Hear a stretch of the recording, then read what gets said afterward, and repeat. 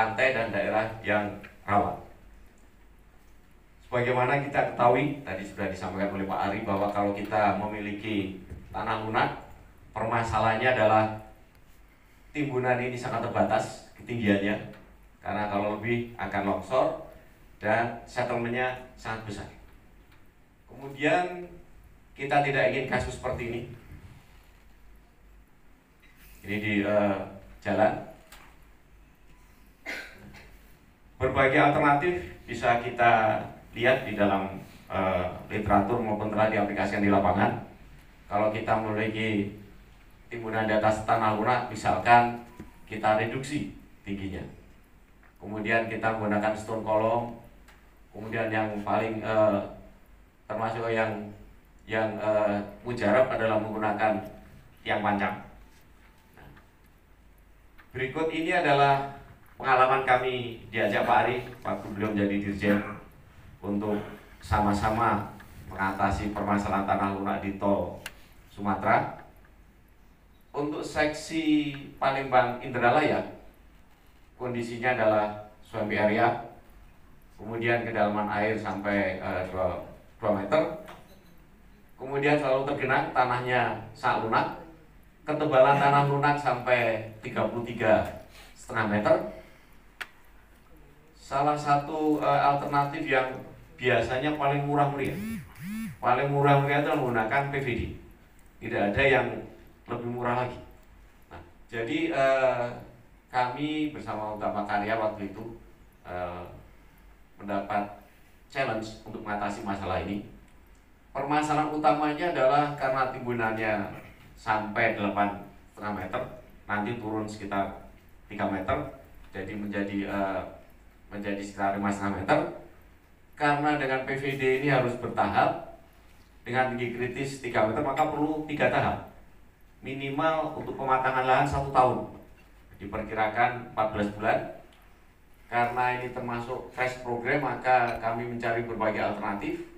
Salah satu alternatifnya adalah kami mengusulkan menggunakan vacuum preloading. Jadi ini sudah dilaksanakan, di mana tanah ini kita bungkus dengan geomembran. Ini impermeable. Kemudian diberikan tekanan dari vakum. Tekanan vakum ini bukan menyedot air, tapi membuat tekanan atmosferiknya hilang. Jadi di vakum, kayak kita memvakum makanan, itu tekanan vakum 1 atmosfer itu bisa diimplementasikan di dalam 80 kPa atau 8 ton per meter persegi. Nah, ini tegangan efektif, menaikkan tegangan efektif, sehingga bisa kita ganti sebagai ganti daripada timbunan tanah. Kira-kira bisa sampai 5 meter timbunan tanah. Karena vakum tekanannya adalah isotropik, jadi tidak mendorong kiri kanan, tidak menghasilkan longsoran lereng. Inilah yang salah satu yang mempercepat proses konsolidasi. Jadi diberikan konsolidasi, tekanannya hidrostatik ke dalam, jadi tidak mendorong keluar, kita tidak menghadapi masalah longsoran. Yang terjadi mungkin adalah karena ini terjadi konsolidasi, malah biasanya crack di luar daerah vakum itu, tapi di luar daerah perbaikan tanah. Kemudian sehingga pelaksanaan bisa dilakukan lebih cepat. Inilah metode konstruksi vakum, di mana digelar dulu geotekstil untuk memisahkan tanah asli dengan timbunan. Setelah itu diuruk pasir karena kita memerlukan horizontal drain. Setelah itu dipasang PVD, ini sama, tetap menggunakan PVD, hanya tekanannya bukan dari timbunan tapi dari mesin, yaitu tekanan vakum. Nah, ini horizontal drainage. Kemudian setelah itu dibungkus dengan geomembran, baru kita berikan tekanan vakum. Ini proses vakum, ini kira-kira idealnya adalah 4 bulan.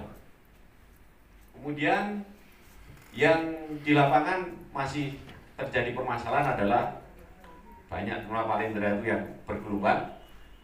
Kalau di dalam SNI kita syaratkan bahwa beban penimbunan pada saat konstruksi adalah 1,3 kali beban final. Nah, ini umumnya yang tidak dipenuhi. Jadi tekanan yang kita berikan itu lebih besar daripada tekanan vakum dan beban di atasnya. Itu lebih besar daripada beban final, minimal 1,3 kalau ini sesuai SNI. Kemudian yang terjadi di lapangan ini adalah banyak yang vakum sudah selesai, kemudian ternyata desain baru nyusul. Final desain diuruk lagi. Nah, ini sebenarnya permasalahan utama. Kemudian yang permasalahan kedua adalah karena adanya pembebasan lahan yang terbatas, jadi waktu misalkan suatu saat ini bisa dibebaskan, kemudian divakum, kemudian yang berikutnya baru menyusul dan tidak ada transisi. Jadi maksudnya ada transisi yang tidak divakum. Itulah yang ciklek karena memang tidak ada perbaikan. Kemudian yang juga masalah di obrit, ini mungkin lebih masalah di jembatan, di mana vakum berjalan sendiri, konstruksi jembatan berjalan sendiri. Nah, pas di obrit justru tidak diperbaiki. Ini yang masalah utama di sebenarnya hampir semua jalan tol, tetapi kembali adalah karena didesak oleh waktu, Pak. Kemudian yang berikutnya adalah menggunakan full displacement column. Ini di airport di Cengkareng, di mana kalau Bapak bisa melihat ada pesawat lewat di jalan. Nah, itu kita tanahnya sangat lunak, kemudian ditimbun sekitar 9 meter. Nah, ini kita menggunakan kolom-kolom beton full kolom ground modular atau full displacement column. Nah, ini seperti ini. Kemudian terakhir ini kebetulan kami diminta juga oleh Utama Karya untuk menggunakan kolom beton. Nah, ini kami sampaikan agar contoh untuk kondisi tertentu kolom beton bisa ganti dengan tiang-tiang bambu. Jadi ini di Padang Sicincing, di mana ketemu tanah gambut sampai 7,5 meter, ada yang sampai 8,5 meter gambut pas di lokasi ini. Kemudian kami mengusulkan trial embankment sama dengan di Semarang Demak.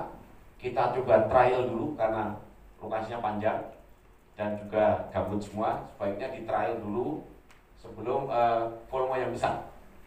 Kemudian ini dilakukan trial. Jadi ini adalah kolomnya kolom menggunakan kolom beton. Ini full dispersion kolom. Kemudian ada geotekstil, high strength. Nah, ini sebetulnya prinsipnya adalah prinsip major. Ada tiang, ada slab on pile. Kalau kita bicara itu hanya slabnya diganti dengan geotekstil dan pasir yang dipadatkan. Prinsipnya sama, itu sama juga dengan prinsip cerucuk matras bambu. Kemudian ini dilaksanakan. Nah, ini trial. Kemudian kalau ini tadi adalah kaki meja. Kemudian ini plat mejanya dibuat dari geotekstil dan tanah. Setelah itu ditimbun ini sampai, nah ini pan geotekstil penimbunan naik sampai 7,2 meter, di bawahnya 2 meter, Pak. Jadi ini kira-kira 8 meteran, 8,5 meter di tanah gambut. Ini alhamdulillah ini berhasil. Nah, kalau kasus di mana ini mahal, Pak, jelas ya. Salah satu kendala adalah karena tadi kami sampaikan kalau di tol itu turun tidak boleh lebih dari 2 cm per tahun atau 10 cm per tahun. Itu kendalanya. Selama konsolidasi masih bisa kita atasi. Kalau di kereta api bisa, karena setiap tahun itu balas dinaikkan, Pak. Kalau jalan tol tidak. Nah, ini kendala yang cukup yang biasanya membatasi alternatif. Untuk timbunan yang terbatas tidak begitu tinggi, kita bisa menggunakan cerucuk matras bambu, di mana matras ini adalah bambu bambu taglar, kemudian cerucuk ini adalah bambu yang kita ikat menjadi tiang bambu. Filosofinya pada awalnya adalah kalau kita memiliki tanah sangat lunak, maka memiliki tinggi kritis. Kemudian salah satu alternatif menaikkan adalah menggunakan geotekstil, di mana geotekstil ini karena kekuatan tariknya maka ada momen penahan. Kalau ini kelongsoran lereng ke sana, maka adanya tarik dari geotekstil ini akan menaikkan safety factor. Nah, inilah pertama kali kami terlibat menggunakan bambu, yaitu di PLTU Tambak Loro di Semarang, di mana